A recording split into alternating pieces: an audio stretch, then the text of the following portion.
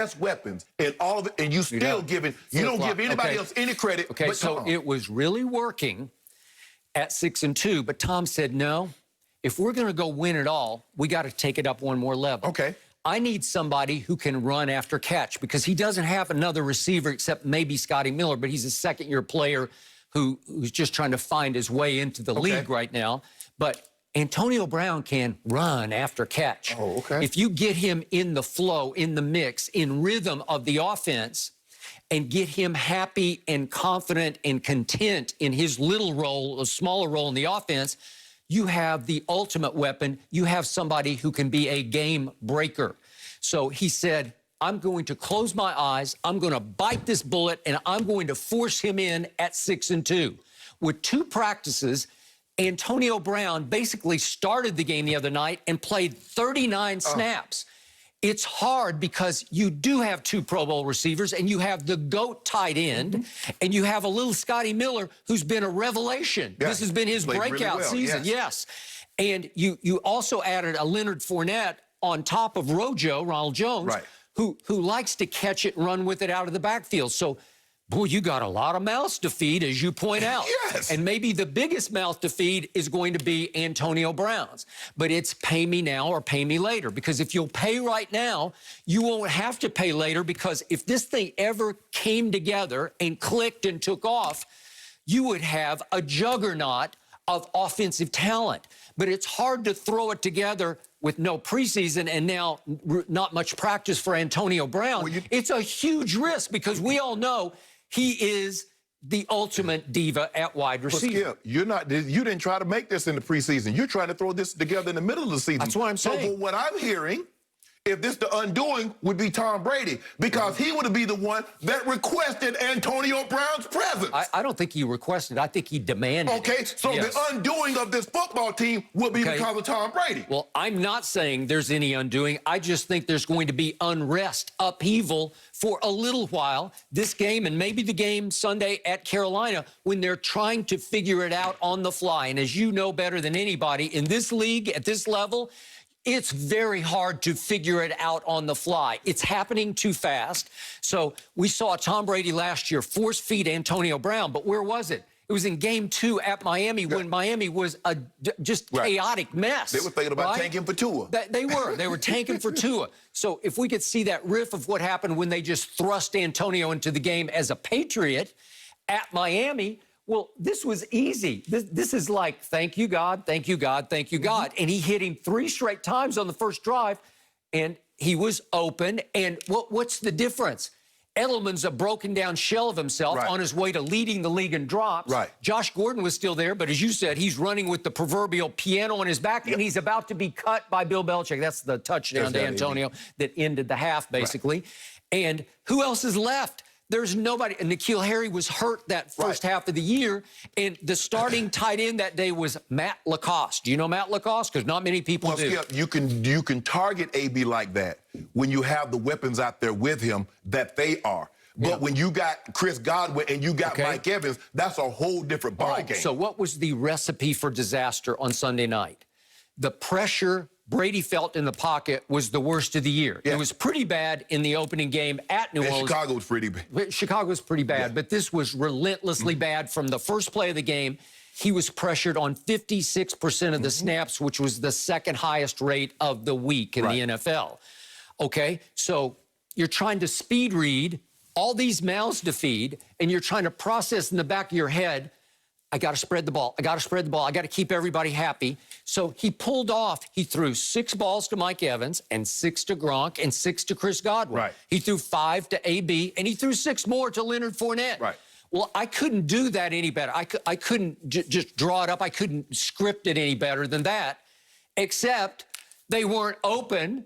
And he was off because he was getting rocked in the pocket. So what do you think's going to happen? 3 points is going to happen. Meanwhile, the defense played even worse than Tom Brady did, and he was awful in the game. The defense was worse. Had no hope of stopping Drew Brees. Drew Brees should have scored 5 straight touchdowns. It took a fumble at the 2-yard line by Jared Cook for them to stop them scoring 5 straight touchdowns on 5 straight possessions. Well, it's like the defense is is completely overmatched when we thought it was just might have been the best defense in pro football. Well, I mean, Skip, you're going to have probably, if you're a good defense, I remember when I was with the 2000 Ravens, they had like 2 games in which they played kind of like what Tampa played. Now, we ended up winning one. We ended up beating Jacksonville, I think, 39-36.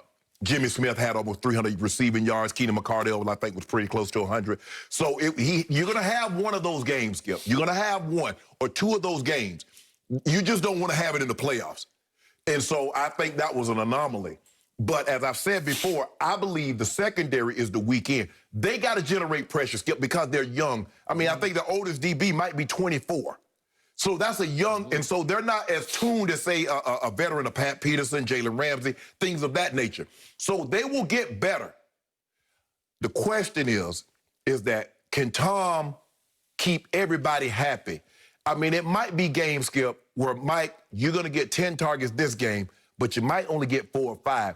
They're going to have a conversation with Mike Evans. Mike Evans sees himself as a top-tier wide receiver. Well, he is. Right. And I got it. He's proven that. So, Skip, you can't just throw those guys 3 or 4 balls and say, well, Mike, we winning, and you're going to be happy with that, because that's not how he's wired. That's not how they're wired.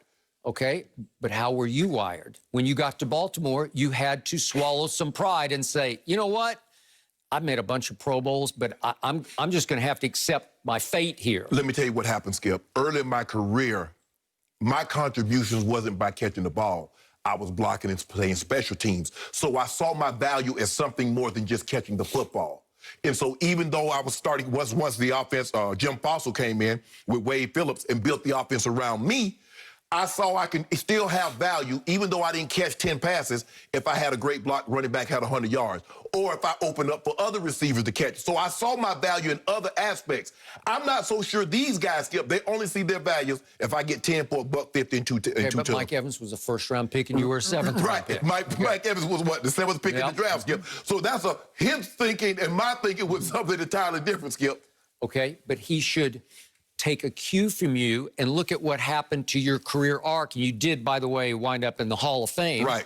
But you went to Baltimore and you became big play Shea because you were just 1 play a game. Right. Maybe 2. That was it. Mostly 1 in the playoffs. Skip, I knew early on that what I was in Denver, because the offense wasn't like that in Baltimore, so me having those big 100-plus yard receiving days was going to be far and few between. So what I needed to do, that when I got the opportunity, just cash in. So, a lot of times we'd be in the huddle, and, I know they were going to double me because they didn't respect our other receivers. I was like, okay, Q, it's time, Kadri Ismail, I say, it's time for you to make a play now.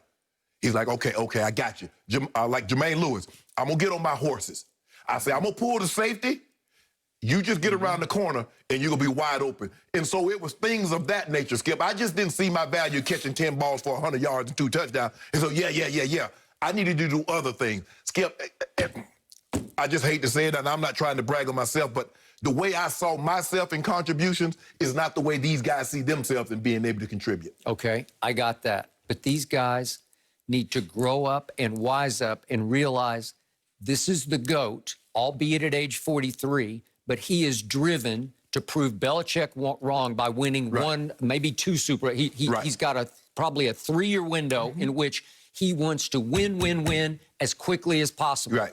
And they are going to have to swallow some of their pride and some of their ego, and they're going to have to sacrifice some of their targets and catches for winning. And as you well know, there's nothing in the world like winning an NFL championship. Nothing. No, it changes your life. Yeah, just changes everything. So if Mike Evans catches 1 ball a game from here on and they win the Super Bowl, I promise you Mike Evans will look back on this and say, you know what, that was worth it. Right, because it goes from, they probably introduced Mike Evans as a 3-time Pro Bowl player. Win the Super Bowl champion, Mike Evans. Skip, that's the way I was. It went from me being a Pro Bowl, all-pro player to me a 2-time, 3-time Super Bowl champ. So now when they don't even mention all that, they mention HOF. So, Mike Evans, how do you want? You want Pro Bowls, you want All-Pro, Super Bowls, Hall of Fame. That's the order. So now they don't even mention I won 3 Super Bowls. They don't even mention I went to the Pro Bowl, Skip. All that's inconsequential. Mike Evans, do you one day want to sit in that seat over there? Have it, maybe. But that's the thing, though, Skip. But you have to understand, what social media has done, there's a poll on every day. who's the best receiver in football? Who's the best this and that? Who's the best in that? Skip, they see that. They on social media also. And now they're talking about Julio, and they talk about Mike Evans, and they talk about D-Hop. Michael Thomas. Yes. And it's like, hold on, what about me?